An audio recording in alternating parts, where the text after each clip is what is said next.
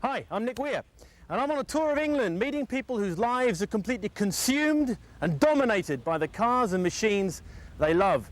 And today I'm meeting people who drive Lamborghini Countaches, but it's a Mirage, because not one of these lovely machines is the real thing. They're all perfect replicas.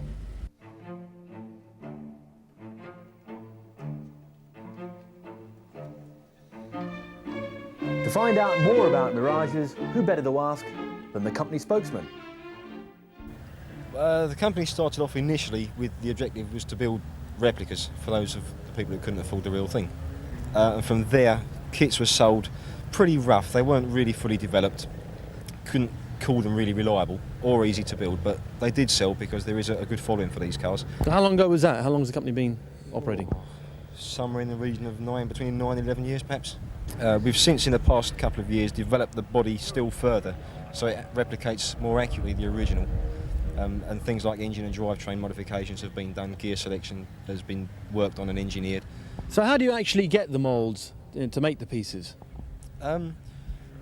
Rumour has it that one was hired from an exotic car hire company, and over the space of a weekend somebody who is unknown to myself took a set of moulds off the body and sent the car back in a rather poor condition. But that's how the first one came about. Allegedly. Yeah. Allegedly. Yeah. Basic costs, if I wanted to get all the bits to start work, what am I talking about outlaying? You can pretty much look to spend between 15 and 18k on parts, I would say, decent parts. And labour, if I were to do one for you, start to finish, you're looking at between 15 and 18,000 pound labour. So 30,000, that sort of thing. What's the real one cost? They're not available anymore, but I think they peaked at over 100,000, 140, 155k perhaps. So you can buy a decent used example for between 45 and 55, but you've got the inherent running costs and insurance and everything else, plus the cost of the parts as well, keeping it maintained. These make a very sensible alternative. Sensible, huh?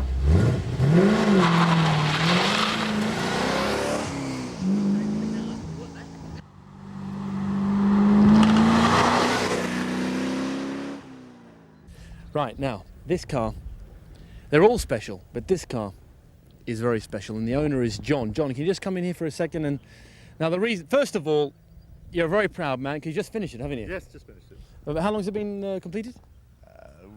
2 or 3 weeks. And this is the first trip out, you told me earlier? First real trip, yes. And is it running? Yes, just about. Nothing's fallen off yet. It's absolutely superb. The colour is fantastic. How long did it take to make that? It's about 18 months, yeah. Are you going to do another one? Certainly not. No I intention. didn't have any grey hair when I started. For the petrol heads at home, how many horsepower? It's about 375 brake horse. Lovely. And who cleans it? I clean it, or my son cleans it. It's for his pocket money. His son cleans it. He never cleans it. His son cleans it. He's told me. Right, enough of the chit-chat. Let's go burn some rubber.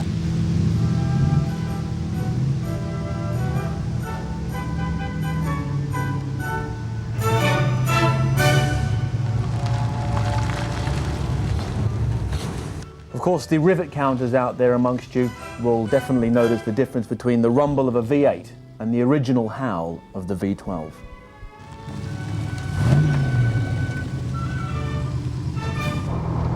So Naz, we've talked about the cars stationary, and they look beautiful. They look like they're doing 100 miles an hour when they're standing still. But what do they actually like to drive?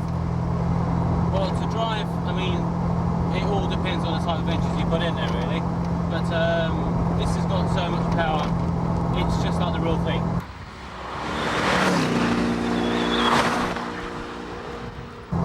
The real thing, you'll be really scared if you kind of misfire or so. It's going to cost thousands of pounds.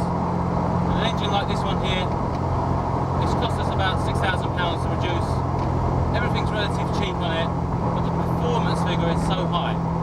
This is running about 350 brake horsepower, and it can top up plus 160 miles an hour. Really? But not on public roads, officer.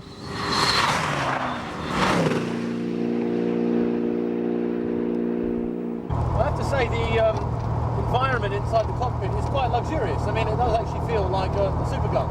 It is a supercar. Well, you sit in a sort of a very stretched, position sort of thing. Yeah. I'm afraid it's really catered for people under 6 foot. Yeah. Well, I'm 6'6", and my knee is actually probably in the camera shot.